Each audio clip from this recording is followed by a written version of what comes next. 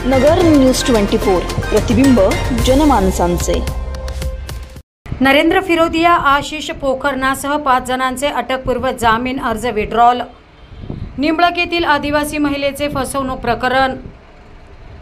निंबळक येथील आदिवासी महिलेची फसवणूक करून जमीन बळकावल्याच्या प्रकरणात जिल्हा न्यायालयाच्या आदेशाने ॲट्रॉसिटी आणि फसवणुकीचा गुन्हा दाखल झालेले उद्योजक नरेंद्र फिरोदिया, आशिष पोखरनासह 5 आरोपींनी न्यायालयात दाखल केलेले अटकपूर्व जामीन अर्ज माघारी विड्रॉल घेतले आहेत।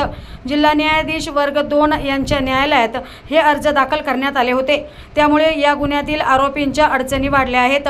निंबळक येथील आदिवासी महिलेच्या फिर्यादीवरून न्यायालयाच्या आदेशाने उद्योजक नरेंद्र शांतीलाल फिरोदिया, गौतम विजय बोरा, आशिष रमेश पोखरना, आकाश राजकुमार गुरुनानी आणि अजय रमेश पोखरना यांच्यासह 13 जणांविरुद्ध MIDC पोलीस ठाण्यात दिनांक 11 एप्रिल रोजी गुन्हा दाखल करण्यात आला आहे।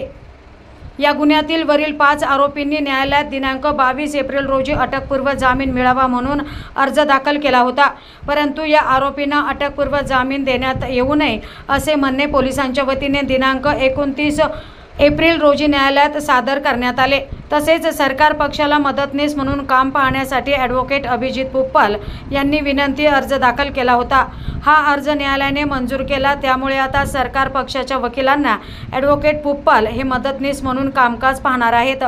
दरम्यान पोलिसांचे म्हणणे आणि एकूण परिस्थिती पाहिल्यावर आपले अटकपूर्व जामीन अर्ज मंजूर होणार नाही हे लक्षात आल्याने 5 आरोपींच्या वतीने दाखल केलेले अटकपूर्व जामीन अर्ज माघारी घेण्यात आले।